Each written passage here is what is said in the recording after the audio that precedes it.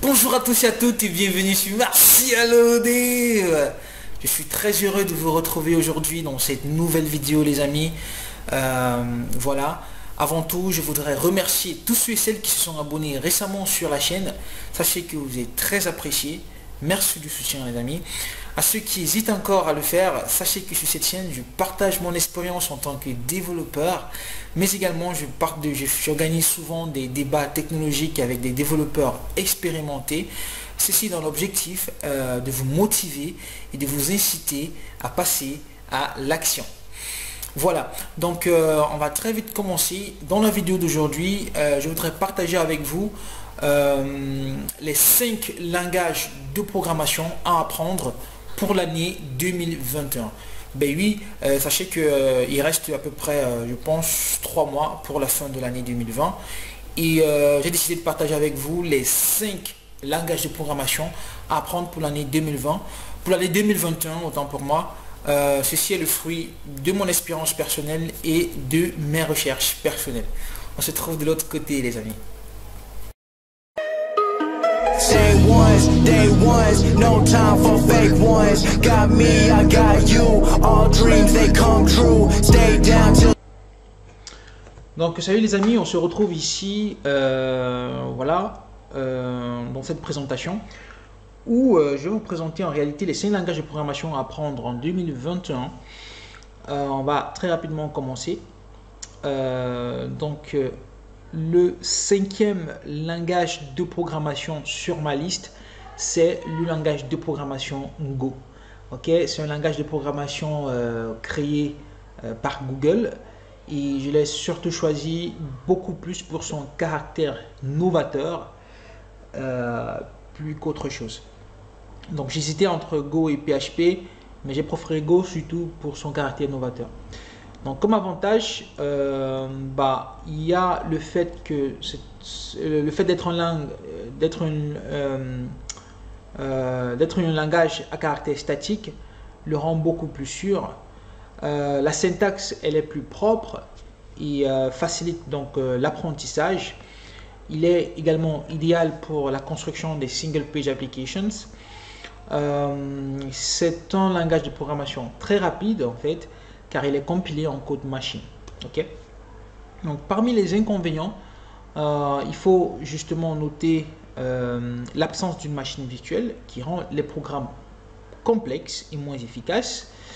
On n'a pas de bibliothèque graphique du tout, donc ça voilà du moins le peu d'inconvénients que j'ai pu recenser et le peu d'avantages que j'ai pu recenser. Voilà, donc si vous avez pu recenser autre chose, n'hésitez pas à me laisser savoir dans les commentaires. Ceci est un échange bien entendu. Voilà, ça c'est le fruit de mes recherches personnelles. Donc j'ai attribué également une note à la facilité d'apprentissage et à l'opportunité qu'il y a sur le marché. Donc la facilité d'apprentissage, comme facilité d'apprentissage, je l'ai attribué la note 3 sur 5. Et comme opportunité sur le marché, je l'ai attribué la note 2.5 sur 5. Donc il faut savoir que généralement les opportunités liées à ce langage de programmation sont généralement proposées par des multinationales, par des grandes compagnies. En général, très peu de petites entreprises vont vous proposer d'opportunités avec ce langage de programmation. Peut-être à l'instar, peut-être certaines startups peuvent faire l'exception, mais c'est vraiment très rare. Mais n'en demeure pas moins que si vous connaissez ce langage de programmation et qu'il y a une opportunité qui se présente, il est très certain que vous allez vous faire pas mal d'argent. Alors, on passe maintenant au 4e langage de programmation sur ma liste. Ici, il s'agit du langage JavaScript. Donc, JavaScript, je pense que tout le monde le connaît, il n'est plus à être présenté. Quels sont ses avantages? JavaScript côté client, il est très rapide. Il fonctionne immédiatement dans le navigateur web, car il n'a pas besoin de compilation. Disons qu'il donne une interface assez riche et voilà, permet de faire des sites web assez polyvalents. Les ressources sont abondantes et la communauté elle est juste massive. Donc il y a une grosse communauté sur JavaScript. Donc si vous avez décidé d'apprendre le JavaScript en 2021, sachez que vous n'avez pas manqué une communauté auprès de laquelle vous pourriez demander de l'aide. vous avez aussi, JavaScript est utilisé pour construire une gamme diversifiée d'applications. Il fonctionne exceptionnellement bien avec d'autres langages de programmation. Donc généralement, vous allez voir comme stack technologique dans certaines entreprises, on va vous dire par exemple Django et JavaScript. Un framework JavaScript comme React, comme Vue.js ou comme Angular, ou alors on va vous dire, je sais pas moi trop, PHP et JavaScript. Donc généralement il fonctionne très bien avec d'autres langages de programmation. Comme inconvénient, il faut savoir que le code s'exécute sur la machine de l'utilisateur et de nombreuses personnes choisissent de désactiver donc JavaScript par crainte d'être exploité à des fins malveillantes. Voilà, donc il y a beaucoup je vais dire, de pirates informatiques, entre guillemets, qui utilisent JavaScript pour pouvoir s'infiltrer dans les machines des internautes à travers le monde. Donc voilà l'un des inconvénients justement. En phase de développement, souvent on a tendance à désactiver pour éviter d'être voilà, parce qu'il suffit juste qu'un code malveillant soit injecté dans votre PC pour pouvoir le contrôler. Donc voilà. Il peut être interprété différemment par différents navigateurs. Oui, le rendu peut être différent selon les navigateurs, selon que vous utilisez Chrome, Internet Explorer, Internet Edge, Firefox, Explorer et d'autres navigateurs encore. Il ne permet pas l'héritage multiple également, donc ça c'est aussi un autre inconvénient. Donc comme facilité d'apprentissage, je l'ai attribué la note de 4.5 sur 5. Il y a assez de documentation sur internet pour tous ceux qui veulent apprendre JavaScript et c'est très facile à apprendre. Opportunité, c'est 1.5, donc vous n'allez pas manquer d'opportunités sur le marché si vous apprenez du JavaScript, c'est impossible. Vous avez des frameworks tels que React.js qui sont très utilisés aujourd'hui, très adoptés par les grandes entreprises à travers le monde. Vous avez des frameworks comme Vue.js qui également est en train de faire son épingle du jeu sur le marché. Vous avez des frameworks comme Angular aussi. Donc vraiment, et tous sont des frameworks JavaScript. Donc si vous connaissez JavaScript, rassurez-vous, vous ne manquerez pas d'opportunités. Le troisième langage de programmation sur ma liste, bien évidemment, il s'agit du langage C ou C++. Voilà, langage de programmation assez connu également par tous. Quels sont ses avantages? Disons que il y a une abondance de compilateurs et de bibliothèques pour travailler avec C++. Donc, peu importe ce que vous voulez faire avec C ou C++, vous avez pas mal de bibliothèques là-dessus. L'exécution des programmes beaucoup plus rapide avec du C ou du C++, c'est très normal parce que là, on parle déjà de langage bas niveau, langage compilé directement en langage machine. Donc, l'exécution, il est beaucoup plus rapide. Donc, si vous voulez faire des programmes assez rapides, voilà, le choix, il me semble assez évident, C ou C++. Langage de choix donc pour le développement des applications multi-appareils ou multi-plateformes, c'est-à-dire que c'est un langage qui est très adopté dans le domaine des systèmes embarqués. Vous allez voir par exemple les systèmes pour des voitures autonomes par exemple sont faits avec du C ou du C++. Les systèmes informatiques pour des, je sais pas moi, des télévisions connectées ou je sais pas des frigos connectés. Là, chaque fois qu'on veut mettre sur pied du moins un système d'exploitation pour un appareil électronique, le choix il me semble assez évident, C ou C++. Une grande variété de domaines d'application tels que les jeux, les applications graphiques, les simulations mathématiques en temps réel, bien entendu. Vous allez voir aujourd'hui il y a des jeux sur PlayStation, des jeux sur PC qui ont été faits avec du C++, surtout lorsqu'ils nécessitent une certaine rapidité, une certaine vélocité. C++ c'est vraiment un langage de choix pour ça. Il y en a pas mal de bibliothèques également qui sont fournies là-dessus pour ça. Pour les applications graphiques aussi, vous allez voir une bibliothèque comme Qt Creator, bibliothèque pour faire des applications, des interfaces graphiques. C'est une bibliothèque même qui a été utilisée pour construire l'interface graphique du moteur de la Ferrari. Voilà, donc je connais un de mes mentors à travailler là-dessus sur voilà, sur l'interface du compteur de vitesse de la Ferrari. Il a travaillé dessus et il a été fait avec C++ et avec la bibliothèque Qt Creator. Donc vraiment c'est un langage assez aussi intéressant pour ce type d'application là. Comme inconvénient, bah, la syntaxe elle est assez complexe, ça c'est vrai, donc c'est pas évident du tout. Incapable de résoudre les problèmes de programmation du monde moderne, c'est-à-dire les problèmes d'aujourd'hui, des applications de la vie de tous les jours par exemple. Je pense que c'est à ça qu'on fait référence. Les systèmes orientés objets moins efficaces que les autres langages de programmation basés sur la programmation orientée objet. On n'a pas d'allocation dynamique avec du C ou du C++, donc l'allocation de la mémoire doit être faite voilà, par soi-même. Il faut être le développeur qui doit gérer la mémoire lui-même. C'est pas un premier choix facile pour l'apprentissage de la programmation, ça je suis d'accord. Ceux qui apprennent le début de la programmation avec le C ou le C++ peuvent être très déroutés, peuvent voir la programmation comme étant quelque chose de très difficile, de très compliqué, alors que ça ne l'est pas forcément. C'est généralement pour ça que je conseille pour tous les débutants d'utiliser un langage de programmation beaucoup plus friendly, tel que le langage de programmation Python. Il me semble beaucoup plus accessible que le langage de programmation C ou C++. Voilà, donc c'était tout pour C++. Maintenant, en termes de notes, pour la facilité d'apprentissage, j'attribue la note de 3 sur 5. Je pense que c'est de bonne guerre. Et en termes d'opportunités sur le marché à l'échelle mondiale, je pense que 3.5 sur 5 conviendrait bien pour ce langage de programmation. Faites-moi savoir dans les commentaires ce que vous en pensez, bien entendu.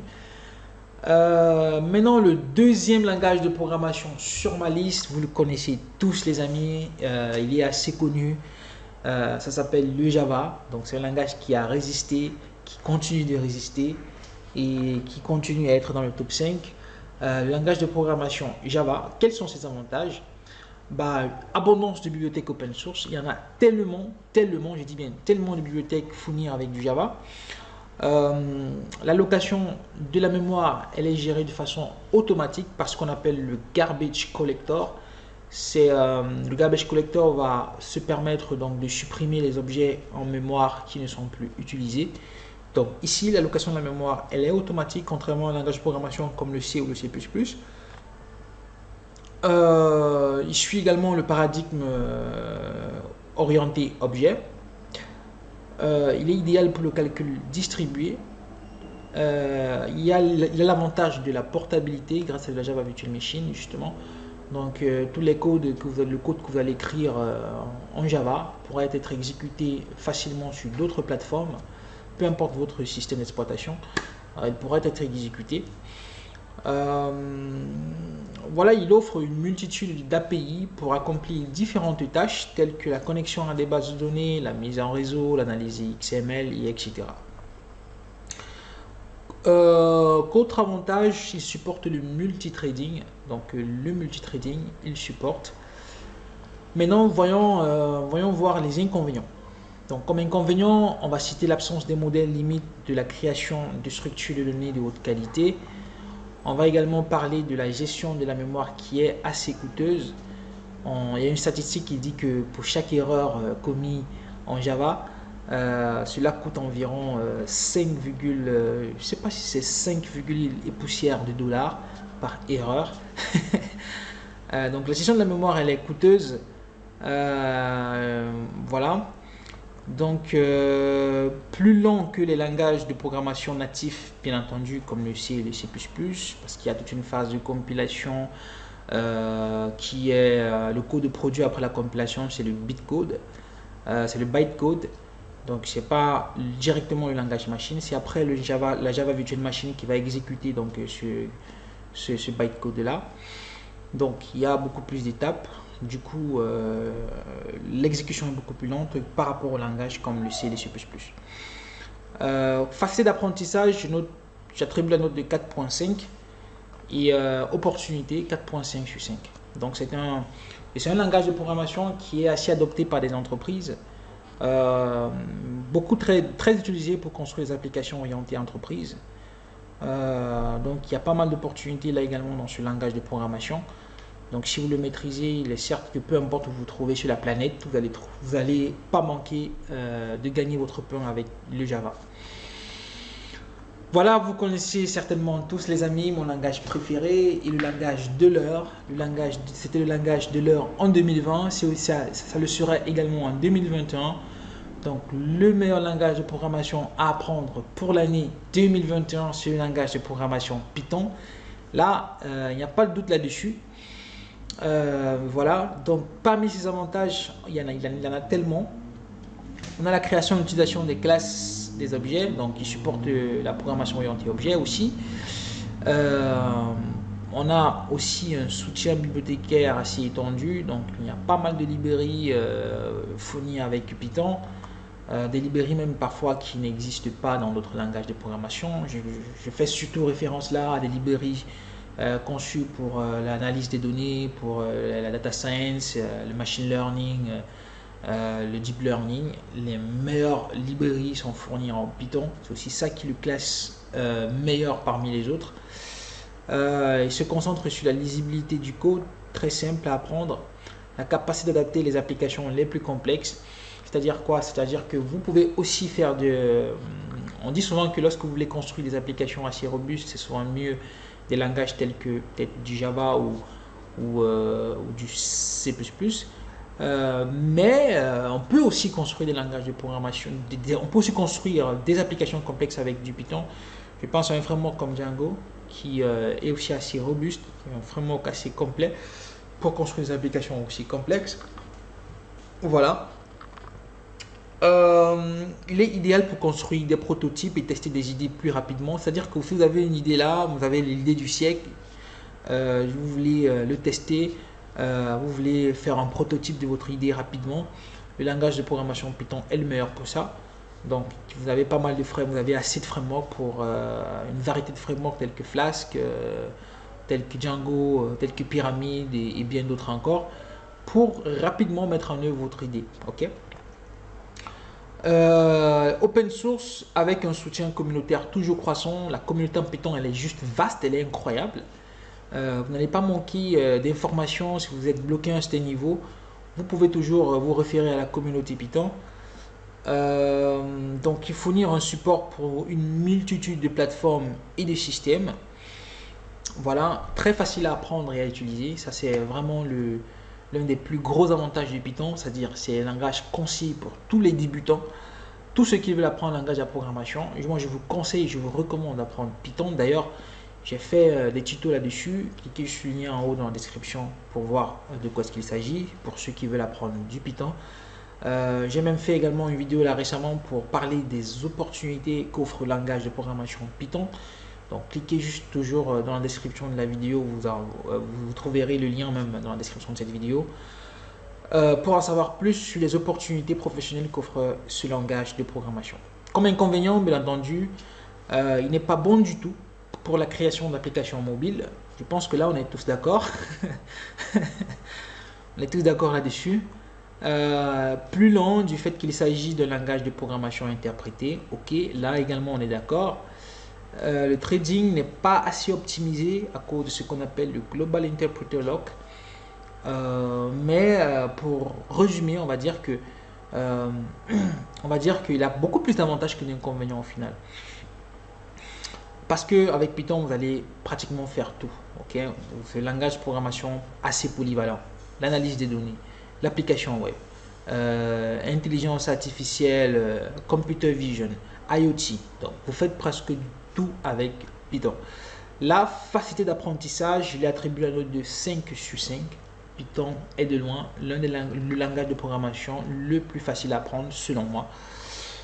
Opportunité 5 sur 5 également. Si vous connaissez le langage de programmation Python, vous n'allez pas manquer d'opportunités professionnelles. Et ce peu importe où vous vous trouvez sur la planète, c'est un langage de programmation qui a beaucoup à offrir, qui permet de faire plein de choses à la fois. Il est assez polyvalent. Donc, c'est le langage de programmation à apprendre en 2021. Donc, je vous invite à suivre de temps en temps également mes tutos là-dessus. Vous ne serez pas déçus. Donc, c'est tout pour cette voilà, présentation. Qu'attendez-vous, les amis? Voilà, je pense que c'est à vous de jouer maintenant et de choisir un langage de programmation sur cette liste et de l'étudier. Voilà, en fonction de vos besoins et en fonction, voilà, si vous voulez dégoter certaines opportunités, choisissez le langage de programmation sur cette liste. Et n'hésitez pas aussi à me faire votre liste dans les commentaires. Je rappelle que ceci n'est que mon point de vue personnel, hein. Donc, ce que je dis, c'est pas l'évangile du tout. Donc, alors, dites-moi dans les commentaires ce que vous en pensez de ma liste. Si vous avez votre liste à vous, citez-les-moi dans les commentaires. On se retrouve voilà, très prochainement dans une nouvelle vidéo. Si cette vidéo vous a plu, bah, vous savez ce qu'il vous reste à faire pour supporter la chaîne. Juste un petit like et partagez aussi la vidéo si, auprès des personnes qui pourraient être potentiellement intéressées. A plus les amis et à la prochaine dans une nouvelle vidéo.